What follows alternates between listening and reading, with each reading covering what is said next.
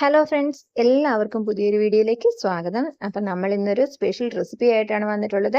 നമുക്കൊക്കെ കുട്ടികൾക്ക് ലഭിക്കാറുള്ള അമൃതം പൊടി കൊണ്ട് നമുക്ക് വളരെ സൂപ്പർ ടേസ്റ്റിൽ ഒരു കേക്ക് ഉണ്ടാക്കാവുന്നതേ ഉള്ളൂ. ഒരുപാട് ഇൻഗ്രീഡിയൻ്റ് ഒന്നും വേണ്ട. വളരെ ഹെൽത്തി ആയൊരു ഡിഷുമാണിത്. കുട്ടികൾക്കൊക്കെ ആണെങ്കിൽ വളരെയധികം ഇഷ്ടപ്പെടും. നമുക്കിത് ഓവനോ ബീറ്ററോ ഒന്നും ഇല്ലാതെ വളരെ പെട്ടെന്ന് തന്നെ തയ്യാറാക്കി എടുക്കാവുന്നതേ ഉള്ളൂ. അകമൊക്കെ നല്ല സോഫ്റ്റ് ആയിട്ട് തന്നെ നമുക്ക് ഇത് കിട്ടും. അപ്പം നമുക്കിത് എങ്ങനെ ഉണ്ടാക്കുന്നതെന്ന് നോക്കാം. അതിനായിട്ട് ഞാനിവിടെ ഒരു ബൗളിലേക്ക് ഒരു അരിപ്പ് വെച്ചിട്ട് 1 കപ്പ് അളവിൽ അമൃതം പൊടി ചേർത്ത് കൊടുക്കുന്നുണ്ട്. ഇതിലേക്ക് നമുക്കിനി 1 ടീസ്പൂൺ അളവിൽ ബേക്കിംഗ് പൗഡറാണ് ഇട്ട് കൊടുക്കേണ്ടത്. ഇതിനി നമുക്ക് നന്നായിട്ട് അരിച്ചെടുക്കണം. അമൃതം പൊടിയിൽ നല്ല രീതിയിൽ കട്ടകളുണ്ട്. അപ്പോൾ അത് നമുക്ക് പോകത്തക്ക രീതിയിൽ നല്ല രീതിയിൽ തന്നെ നമ്മളത് 2-3 തവണ അരിച്ചെടുക്കണം. ഇനി നമുക്ക് ഒരു മിക്സിയുടെ ജാറിലേക്ക് 1/4 കപ്പ് അളവിൽ പഞ്ചസാരയാണ് എടുത്തിരിക്കുന്നത്. അമൃതം പൊടിക്ക് നല്ല മധുരമുണ്ട്. അതുകൊണ്ട് ഈ അളവിൽ പഞ്ചസാര മതി. ഇതിലേക്ക് നമുക്കൊരു 3 ഗ്രാമ്പും കൂടെ ചേർത്ത് കൊടുക്കാം. ഇതിനി നമുക്ക് നന്നായിട്ടൊന്ന് അടിച്ചെടുക്കാം. ഇപ്പം നമ്മുടെ പഞ്ചസാര നന്നായിട്ട് പൊടിച്ചെടുത്തിട്ടുണ്ട്. ഇതിലേക്ക് നമുക്ക് ഒരു 2 കോഴിമുട്ട ചേർത്ത് കൊടുക്കണം. റൂം ടെമ്പറേച്ചറിലുള്ള മുട്ട വേണം ഇതിനായിട്ട് നമ്മൾ എടുക്കാനായിട്ട്. ഇനി ഇതിലേക്ക് നമുക്ക് 1/2 ടീസ്പൂൺ അളവിൽ വാനില എസൻസ് ചേർത്ത് കൊടുക്കണം. ഒരു 1/4 കപ്പ് സൺഫ്ലവർ ഓയിലും കൂടെ ചേർത്ത് കൊടുക്കുക. ഇതിനെ നമുക്ക് നന്നായിട്ടൊന്ന് അടിച്ചെടുക്കണം. അടിച്ചെടുത്ത ബാറ്റർ ഞാൻ ഇതുപോലെ ഒരു ബൗളിലേക്ക് എടുത്തു വെച്ചിട്ടുണ്ട്. ഇനി ഇതിലേക്ക് നമുക്ക് നമ്മൾ അരിച്ചു വെച്ചിരിക്കുന്ന അമൃതം പൊടി ഒരു 3 പ്രാവശ്യമായിട്ട് ഇട്ട് കൊടുത്ത് നന്നായിട്ട് മിക്സ് ചെയ്ത് യോജിപ്പിക്കണം. ഒരുമിച്ചിടരുത്. നമ്മളൊരു 3 തവണയായിട്ട് ഇട്ട് കൊടുത്ത് ഇത് മിക്സ് ചെയ്തെടുക്കാവുള്ളൂ. അല്ലെങ്കിൽ പെട്ടെന്ന് ഇത് കട്ട പിടിച്ചു പോകും. അമൃതം പൊടി ഇപ്പോൾ മുഴുവനായിട്ട് അതിലേക്ക് ഇട്ട് കൊടുത്തിട്ടുണ്ട്. ഇതിനെ നമുക്ക് നന്നായിട്ടൊന്ന് മിക്സ് ചെയ്തെടുക്കണം. ഒരു തിക്കായിട്ടുള്ള ഒരു ബാറ്റർ ആയിട്ടായിരിക്കും നമുക്കിത് ഇപ്പോൾ കിട്ടുക. ഇനി ഇതിലേക്ക് നമുക്ക് 1 ടീസ്പൂൺ അളവിൽ കൊക്കോ പൗഡറാണ് ഞാൻ ചേർത്തിരിക്കുന്നത്. ഇത് ഓപ്ഷണൽ മാത്രമാണ്. നമുക്ക് നമ്മുടെ കേക്കിന് ഒരു കളറിന് വേണ്ടി മാത്രം ഇത് ചേർത്തതാണ്. കൊക്കോ പൗഡർ ഇല്ലെങ്കിൽ ചേർക്കേണ്ട, ഓപ്ഷൻ മാത്രമാണിത്. ഇതിനെ നമുക്ക് നന്നായിട്ടൊന്ന് മിക്സ് ചെയ്തെടുക്കാം.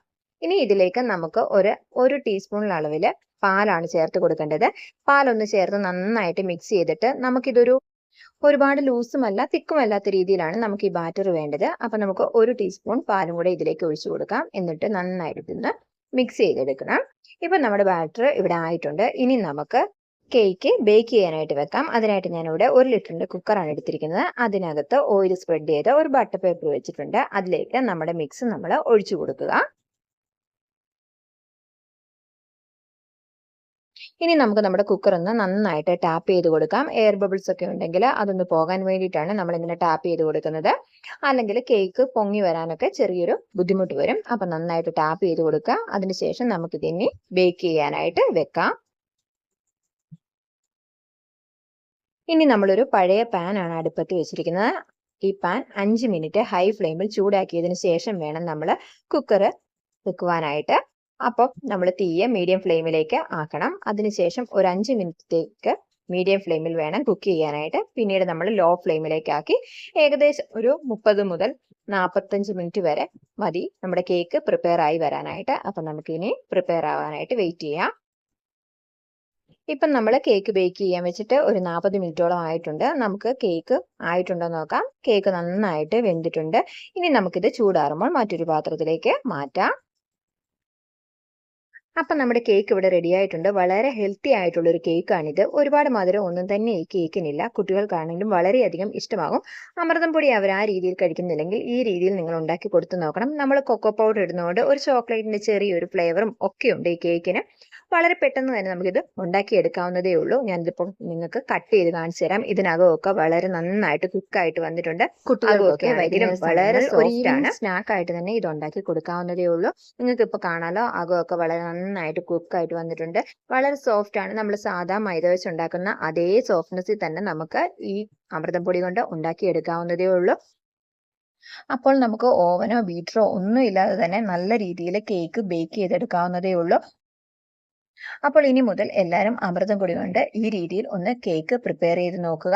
ഇന്നത്തെ വീഡിയോ എല്ലാവർക്കും ഇഷ്ടമായെന്ന് വിചാരിക്കുന്നു. മറക്കാതെ എല്ലാവരും നമ്മളുടെ ചാനൽ ഒന്ന് സബ്സ്ക്രൈബ് ചെയ്യുക, ലൈക്ക് ചെയ്യുക, ഷെയർ ചെയ്യുക. ഇതുപോലുള്ള വീഡിയോസുമായി ഇനിയും വരുന്നതായിരിക്കും. അടുത്ത ദിവസം കാണുന്നത് വരെ എല്ലാവർക്കും ബൈ ബൈ.